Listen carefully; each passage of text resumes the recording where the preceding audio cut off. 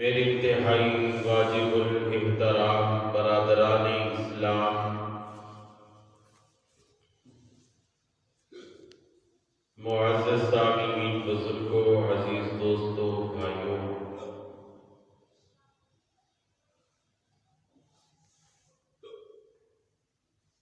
ایمان والوں کا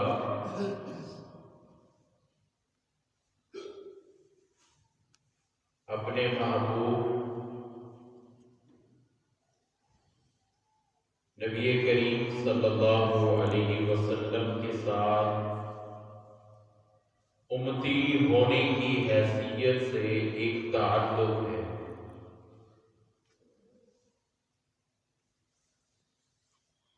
اور یہ تعلق بڑا مضبوط ہے۔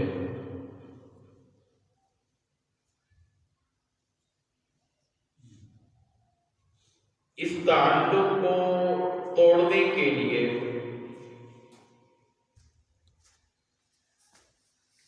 یہود و نصارہ، کفار، شیاطین بڑی کوششیں کر رہے ہیں کہ یہ تعلق کسی نہ کسی طریقے سے ٹوٹ جائے۔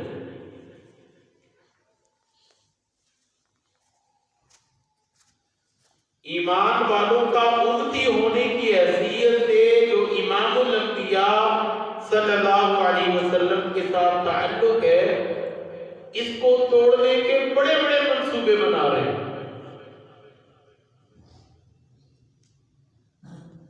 ان منصوبوں میں سب سے بڑا ان کا جو منصوبہ ہے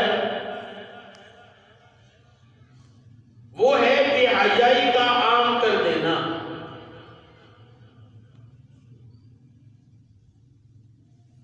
جب لوگوں میں بے حیائی عام ہوگی،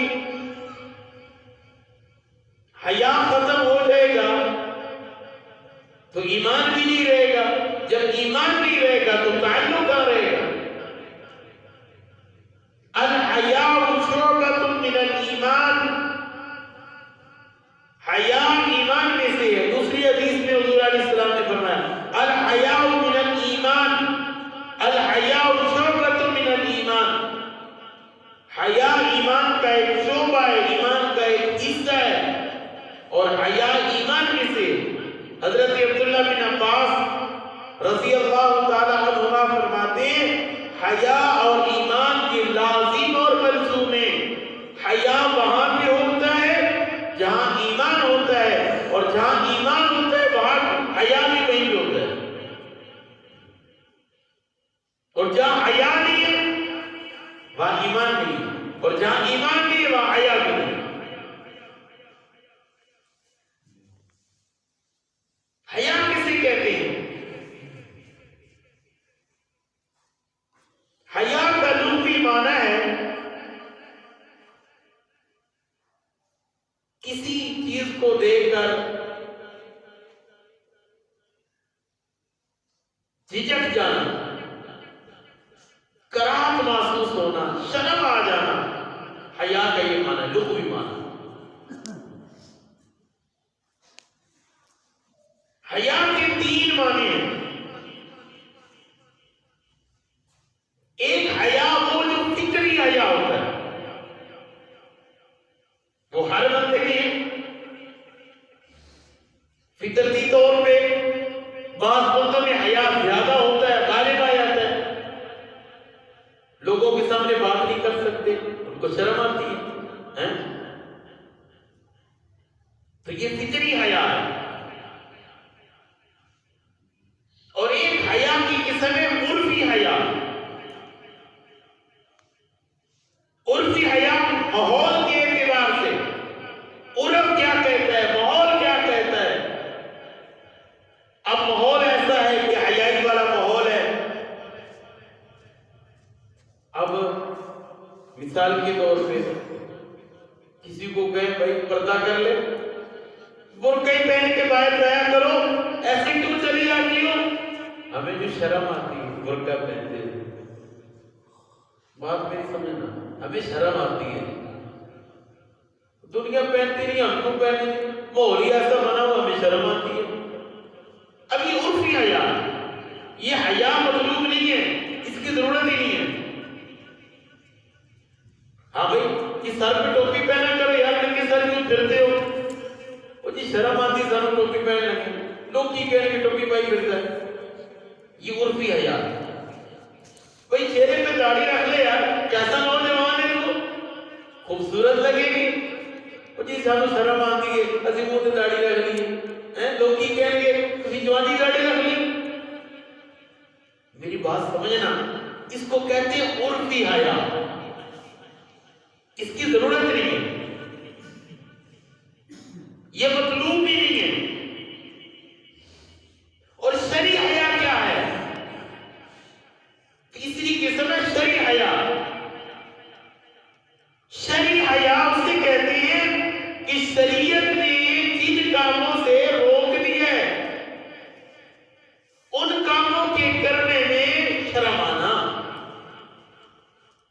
شریعت نے جن کاموں سے روک دیا کہ یہ کام نہیں کرنے، اب ان کے کرنے میں بندے کو شرم آئے۔ شریعت نے منع کیا کہ عورت بغیر پردے کے باہر نہ نکلے، شریعت نے منع کیا نا۔ اب عورت اگر برقع اتارنے لگے اس کو شرم آنی چاہیے، میں برقعے کے بغیر باہر جاؤں، میں بغیر چادر کے باہر چلے جاؤں، اس کو شرم آنی چاہیے۔ اس کو کہتے ہیں شرعی حیا۔ یہ ہر بندے میں ہونا چاہیے، ہر عورت میں ہونا چاہیے۔ کفار نے، یہود و نصارہ نے، شیاطین نے ہمارا حیا شرعی چھینا ہے، حیا عرفی نہیں چھینا، حیا فطری نہیں چھینا۔ عرفی حیا مشہور ہے، ہر بندہ حیا کر رہا ہے۔ میری بات سمجھ آ رہی ہے؟ یہ حیا شرعی یہی مطلوب ہے، یہ ہر بندے میں ہونا چاہیے، ہر عورت میں ہونا چاہیے۔ نبی کریم صلی اللہ علیہ وسلم کے دور میں ایک عورت صحابیہ، اس کا جوان بیٹا فوت ہو گیا۔ اب اس کو کوئی مسئلہ پیش آیا، اس عورت نے جلدی جلدی بڑی سی چادر لی، اپنے آپ کو پردے میں کیا، چہرے کو ڈھانپا اور چلتی جا رہی ہے جلدی جلدی۔ نبی کریم صلی اللہ علیہ وسلم کی خدمت پہ پہنچی، مسئلہ پوچھا، فوراً تیزی سے جا رہی ہے۔ عورتوں نے کہا تیرا جوان بچہ فوت ہو گیا، اب اتنی پردی کی پڑی، ایسی چلی جاتی جا کے مسئلہ پوچھ لیتی، کیا ضرورت تھی برقعے پہننے کی، کیا ضرورت تھی چادر اوپر لینے کی، چہرہ ڈھانپنے کی؟ اس عورت کا جواب سنیے اور دل کے تختے پہ لکھیے۔ اس عورت نے کہا، او میری بہنوں، میرا بیٹا فوت ہوا ہے، میرا حیا تو نہیں فوت ہوا، میرا بیٹا فوت ہوا ہے، میرا حیا نہیں فوت ہوا۔ آج ہمارے حیا فوت ہو چکے ہیں، ہماری خواتین کے حیا فوت ہو چکے ہیں، ہمارے حیا فوت ہو چکے ہیں۔ میرے بھائیوں، یہ حیا شرعی ہم سے دور ہوتا جا رہا ہے، اور اللہ کے ہاں پاک دامن شرم و حیا والے مرد، شرم و حیا والی عورتوں کی اللہ کے ہاں بڑی قدر و قیمت ہے، اللہ کے ہاں ان کا بڑا مقام ہے۔ نبی کریم صلی اللہ علیہ وسلم نے ارشاد فرمایا، قیامت والے دن جہاں نفسا نفسی کا عالم ہوگا، سورج سوا نیزے پہ ہوگا۔ اب گرمی آ رہی ہے، جب سورج دوپہر کو لگا ہوا ہو، ہم گرمی میں آدھا گھنٹہ باہر دھوپ میں نہیں کھڑے ہو سکتے۔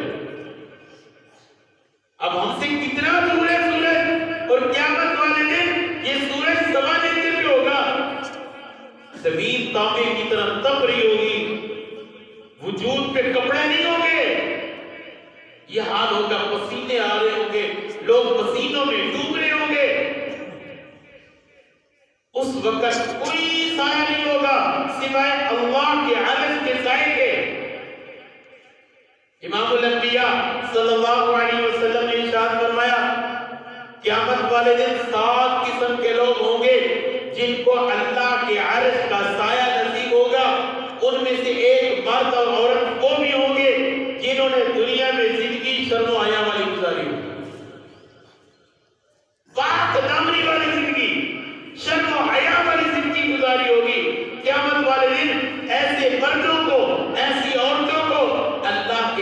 پر سایہ نصیب ہوگا۔ کتنی بڑی بات ہے، پاک دامنی والی زندگی گزارنا، شرم و حیا والی زندگی گزارنا۔ قرآن مجید میں اللہ تبارک و تعالی نے کیا فرمایا؟ قل للمؤمنین یغضوا من ابصارہم ویحفظوا فروجہم۔ اے نبی جی آپ فرما دیجئے ایمان والوں کو یغضضن من ابصارہن کہ اپنی نگاہیں نیچی رکھا کریں۔ یہ کن کو حکم اللہ دے رہے ہیں؟ ایمان والوں کو۔ بازار میں جانا ہے نگاہ نیچی رکھیں، چل رہے ہیں نگاہ نیچی رکھیں، دکان پہ بیٹھے ہیں نگاہ نیچی رکھیں، تجارت کر رہے ہیں نگاہ نیچی رکھیں، ملازمت کر رہے ہیں نگاہ نیچی رکھیں، نگاہ اٹھا کر نہ دیکھیں۔ اگر نگاہ اٹھ گئی بدنظری ہو جائے گی، بدنظری ہوگی تو پھر بے حیائی پھیلے گی، بے حیائی پھیلی تو زنا عام ہوگا۔ اس لیے اللہ نے فرمایا اپنی نگاہ نیچی رکھیں، کیونکہ بدنظری سے بے حیائی پھیلتی ہے اور بے حیائی سے زنا پھیلتا ہے۔ اس لیے فرمایا قل للمؤمنین یغضضن من ابصارہن ویحفظن فروجہن۔ جب نگاہ نیچے رہے گی شرمگاہوں کی حفاظت ہوگی، پھر شرمگاہیں پاک رہے گی، حفاظت ہوگی۔ صرف مردوں کو اللہ نے حکم نہیں دیا، عورتوں کو بھی دیا۔ وَقُلْ لِلْمُؤْمِنَاتِ يَغْضُضْنَ مِنْ أَبْصَارِهِنَّ وَيَحْفَظْنَ فُرُوجَهُنَّ۔ اے نبی جی ایمان والی عورتوں کو بھی فرما دیجئے کہ وہ اپنی نگاہیں نیچی رکھیں۔ بازار میں جائیں تو نگاہ نیچی ہو، دکان پہ جائیں تو نگاہ نیچی ہو۔ یہ نہیں ہے کہ دکان پہ کئی کپڑے لینے کے لیے دکاندار کی آنکھ میں آنکھ ڈال کے بات کر رہی ہے، دکاندار کے چہرے کی طرف دیکھ رہی ہے، بھائی جی یہ بھی دے دو، بھائی جی وہ بھی دے دو، یہ بھی کر دو، وہ بھی کر دو۔ یہ طریقہ نہیں ہے ایمان والی عورتوں کا۔ بات سمجھ آ رہی ہے؟ اللہ تعالیٰ نے دونوں کو کر دیا کہ اپنی نگاہیں نیچی رکھے۔ اس کو کہتے ہیں شرم و حیا والی زندگی۔ یہ تو ختم ہوتی جا رہی ہے، نہ مردوں میں حیا رہی، نہ عورتوں میں حیا رہی، نہ مرد غیر محرم کو دیکھنے سے باز آتے ہیں، نہ عورتیں غیر محرم کو دیکھنے سے باز آتی ہیں۔ بازار میں جائیں عورتوں سے بازار بھرا ہوا ہے اور خود دکانداری کر رہی ہیں، خود گاہکی کر رہی ہیں، خود لین دین ہو رہا ہے، خود دکانداروں سے ہنس ہنس کے باتیں ہو رہی ہیں، مسکرا کے باتیں ہو رہی ہیں۔ کہاں کی رہ گئی شرم و حیا؟ وَقُلْ لِلْمُؤْمِنَاتِ يَغْضُضْنَ مِنْ أَبْصَارِهِنَّ۔ اپنی نگاہ نیچی رکھ کے بات کریں۔ جب نگاہ نیچی رہے گی وَيَحْفَظْنَ فُرُوجَهُنَّ، پھر شرمگاہیں بھی محفوظ رہے گی۔ میرے بھائیوں، اس شرم و حیا والی زندگی یہود و نصارہ نے بڑی کوشش کی۔ آج 14 فروری کا دن ہے، 14 فروری کا دن انہوں نے بے حیائی کے لیے بنایا، یہود و نصارہ نے بے حیائی کے لیے بنایا۔ اب یہ بے حیائی چلتی چلتی ہمارے نوجوانوں میں بھی آ گئی۔ 14 فروری کو کیا کرتے ہیں وہ لوگ؟ 14 فروری کو اپنی سہیلیاں بناتے ہیں، ان کو پھر پھول دیتے ہیں، غیر محرموں کو اپنا دوست بناتے ہیں۔ جی انہوں نے یہ دن اس لیے بنایا، تو یہ بے حیائی نہیں ہے تو اور کیا ہے؟ غیر محرموں کے ساتھ تعلق بنانا۔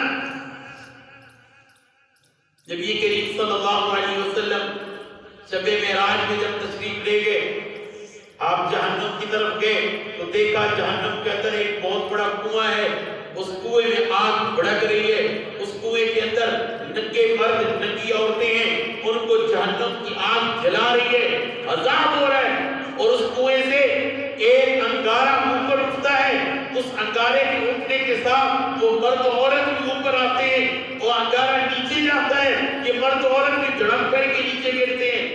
جب یہ کریم صلی اللہ علیہ وسلم نے حضرت جبریل امین سے پوچھا، بتا جبریل یہ کون لوگ ہیں جن کو اتنی سخت سزا مل رہی ہے کہ آگ ان کو جلا رہی ہے، آگ کے ساتھ اوپر اٹھتے ہیں، آگ کے ساتھ نیچے گرتے ہیں، ان کا قصور کیا ہے، جرم کیا ہے؟ حضرت جبریل امین نے عرض کیا، یا رسول اللہ صلی اللہ علیہ وسلم، یہ آپ کی امت کے نوجوان لوگ ہیں جو بے حیائی اور فحاشی میں زندگی گزارا کرتے ہیں، بے شرمی کی زندگی گزار کے آئے ہیں۔ ان عورتوں کا مردوں کا آپس میں شادی سے پہلے تعلق قائم تھا. یہ ایک دوسرے کے گرل فرینڈ بنے ہوئے تھے, دوست بنے ہوئے تھے. بے حیائی اور فحاشی پھیلانے والے لوگ ہیں اور ان کو قیامت تک کسی طرح عذاب کیا جائے. یہ مغربی تہذیب ہم میں آنے شروع ہو گئی. ہمارے نوجوان اس بات کو سمجھ نہیں رہے کہ یہ گناہ ہے بھی صحیح کہ نہیں. عجیب ماحول بنتا جا رہا ہے. ہماری بہنوں کو پردہ وہ عجیب لگتا ہے, ہمارے نوجوان کو داڑھی عجیب لگتی ہے. یہ مغربی تہذیب نہیں ہے تو اور کیا ہے؟ عورتیں اپنے پردے کو اتار کے پھینک رہی ہیں, مرد اپنی حیا کو اتار کے پھینک رہا ہے. نبی کریم صلی اللہ علیہ وسلم نے فرمایا قرب قیامت میں بے حیائی اور فحاشی عام ہوگی. جب بے حیائی اور فحاشی عام ہوگی, بیماریاں عام ہوگی تو تمہیں سکون نہیں ہوگا. یہ دور آج کیا کہ نہیں آیا؟ بے حیائی عام ہے, فحاشی عام ہے. عورت کو دوپٹہ لینا عام لگتا ہے, مشکل لگتا ہے. کہتی میں کیسے دوپٹہ لوں؟ پہلے وہی عورت تھی گھر میں مرد ہوتا دوپٹہ نہیں اترتا تھا. اب باپ کے سامنے بھی دوپٹہ اتر رہا ہے, بھائی کے سامنے دوپٹہ اتر رہا ہے.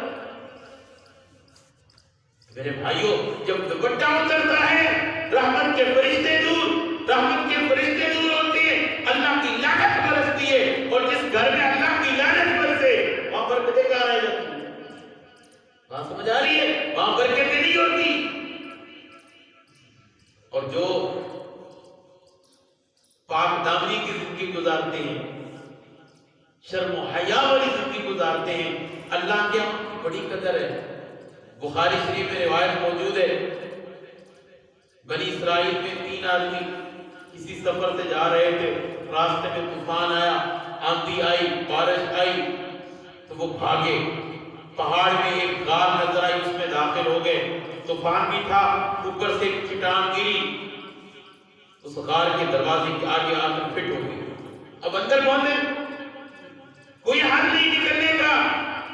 آپس میں کہا ایک ہی حل ہے, اللہ سے دعا کریں, اللہ سے مانگے, اور جو کوئی نیکی اچھی کی ہے نا اللہ کے لیے کی ہے, کہ اللہ کے لیے اس کا اللہ کو واسطہ دیں, پھر یہ چٹان ہٹے گی.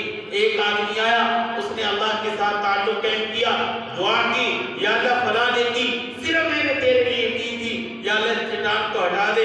چٹان تھوڑی سی کھسک گئی. دوسرا آدمی آیا, یا اللہ میں نے فلاں نے کی تیرے لیے کی تھی, یا اللہ نیکی کے صدقے یا اللہ چٹان کو ہٹا دے. چٹان تھوڑی سی اور کھسک گئی. تیسرا آدمی آیا, یا اللہ ایک نیکی میں نے بھی تیرے لیے کی, میرے عورت کے ساتھ تعلق تھا, ہمیں تنہائی ملی, گناہ کی طرف ہم بڑھے, لیکن جب میں گناہ کے قریب آیا تو مجھے تیری حیا آ گئی, یا اللہ تیرا شرم آ گیا, تیرا خوف و ڈر آ گیا, یا اللہ تیری رضا کے لیے میں نے زنا نہیں کیا, اس گناہ سے بچا تیری رضا کے لیے, یا اللہ اس نیکی کے صدقے چٹان کو ہٹا دے. اللہ نے تینوں کی دعا قبول کی, چٹان ہٹ گئی. تو یہ پاک دامنی اتنا بڑا عمل ہے. حضور علیہ السلام نے فرمایا پاک دامن مرد, پاک دامن عورت, اس کی دعا اللہ قبول کرتا ہے. جو شرم و حیا والی زندگی گزارتے ہیں, تقوی والی زندگی, اس کی نگاہ کسی غیر مارد پہ نہیں پڑتی, اللہ تعالیٰ ان کی وجہ سے دعائیں قبول کرتے ہیں. تو میرے بھائیوں, عرب کے ایک علاقے میں بارشیں نہیں ہو رہی تھی. لوگ اکٹھے ہوئے, جنگلوں میں آ گئے, نماز کا پڑھی, اللہ سے دعا کی. بچے, عورت, مرد سب آ گئے, جانور لے کے, تہجد پڑھ گیا, اللہ سے دعا کی, بارش نہیں ہوئی. دوسرے دن پھر آئے, پھر اللہ سے دعا کی, بارش نہیں ہوئی. تیسرے دن پھر آئے, اللہ سے دعا کریں, بارش نہیں ہو رہی. ایک اونٹ پہ ایک مرد اور ایک عورت, مرد نے لگام پکڑی ہوئی ہے, عورت اوپر بیٹھی ہوئی ہے, وہ گزرے. مرد نے دیکھا کہ لوگ اکٹھے ہیں, دعا کر رہے ہیں. پوچھا بھائی کیوں دعا کر رہے ہو؟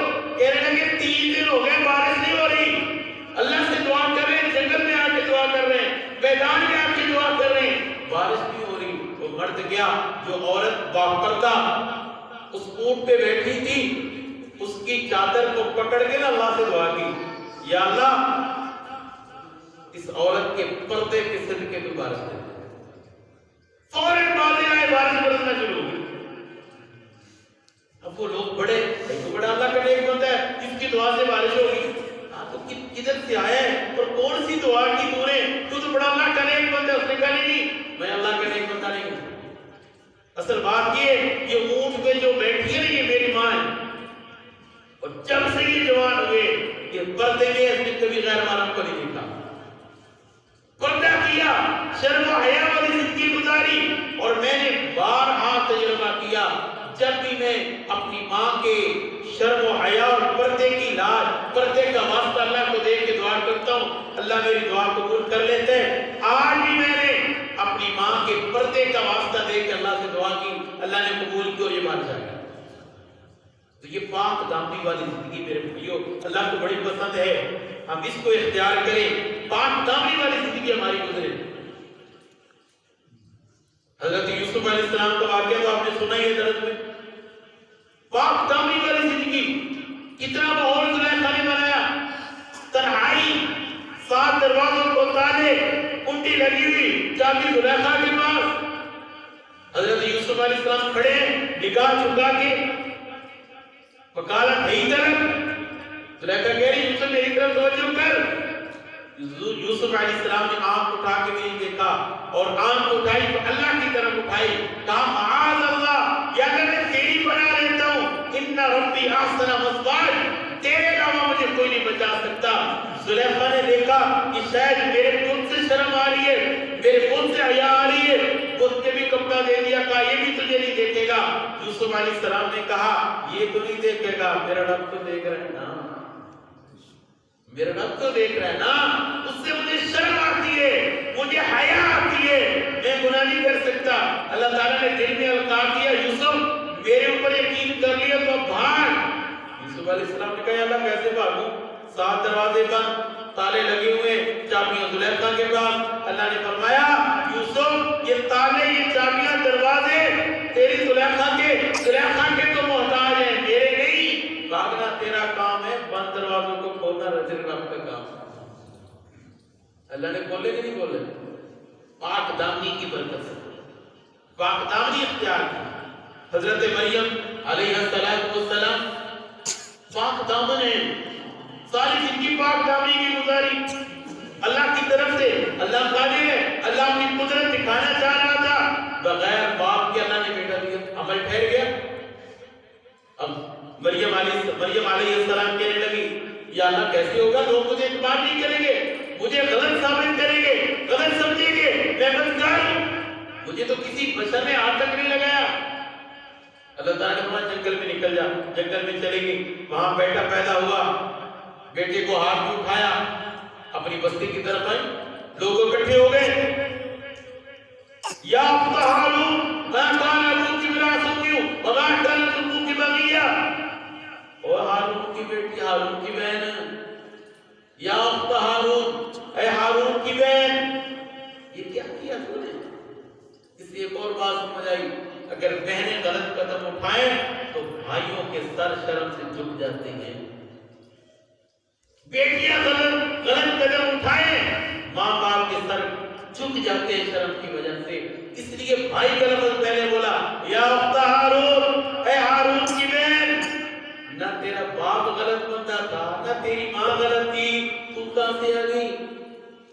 حضرت مریم سلام اللہ علیہ پاک دامن ہے، کوئی غلط قدم نہیں اٹھایا، اللہ کی طرف دیکھا یا اللہ اب کیا کروں؟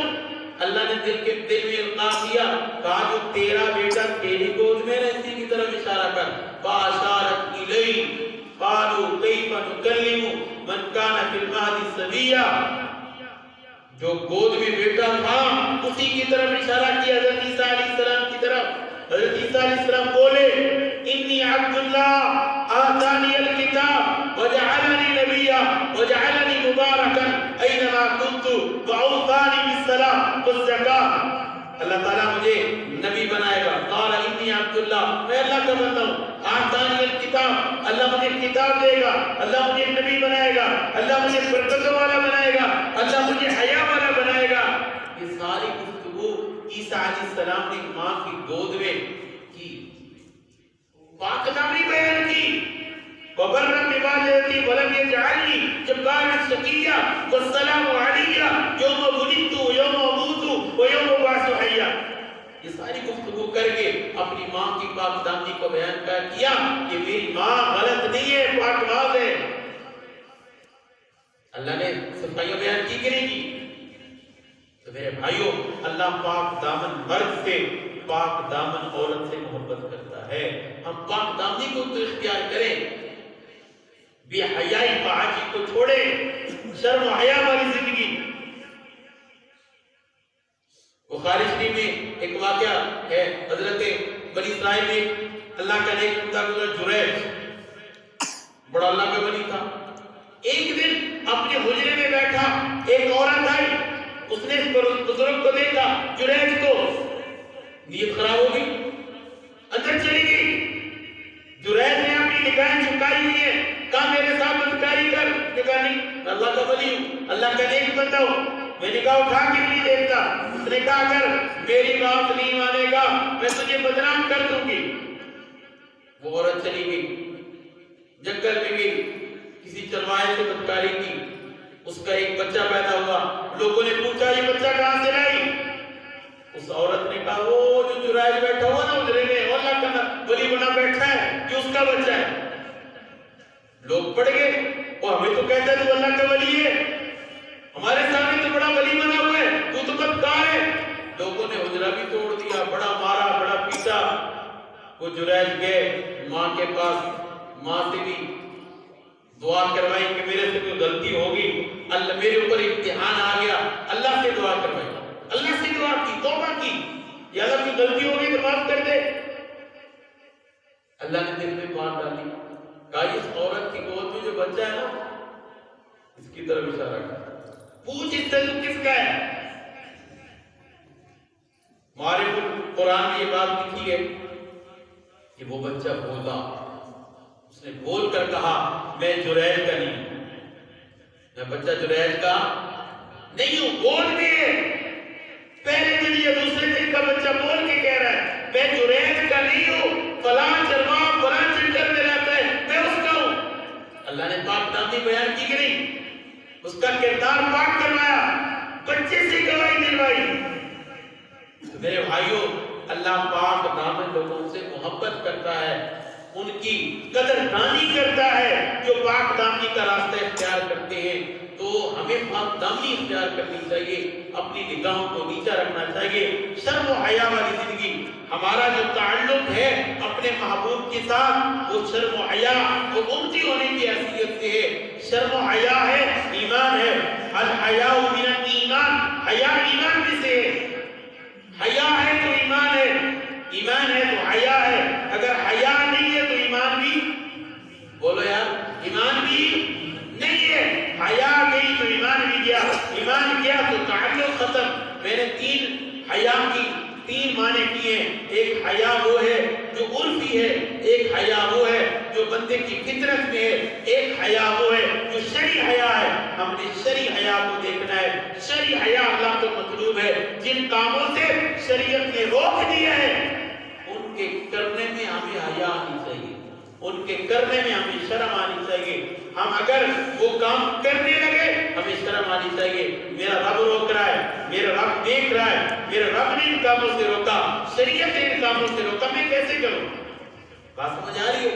عرفی حیا اللہ کیا مطلوب نہیں ہے کہ میں داڑھی کیوں رکھوں بھائی مجھے شرم آتی ہے، میں ٹوپی کیوں پہنوں مجھے شرم آتی ہے، میں پردہ کیوں کروں مجھے شرم آتی ہے، یہ مطلوب نہیں ہے۔ حیا شرعی مطلوب ہے کہ میں ٹوپی اتاروں، کیوں اتاروں مجھے شرم آتی ہے، میں داڑھی کیوں کٹواؤں مجھے شرم آتی ہے، میں پردہ کیوں اتاروں مجھے شرم آتی ہے، میں نماز کیوں چھوڑوں مجھے شرم آتی ہے، میں جھوٹ کیوں بولوں مجھے شرم آتی ہے، میں گڑبڑ کیوں کروں مجھے شرم آتی ہے۔ یہ حیا ہم سب میں ہونی چاہیے۔ اگر یہ حیا ہے تو دنیا آخرت میں کامیابی ہے۔ اللہ تعالیٰ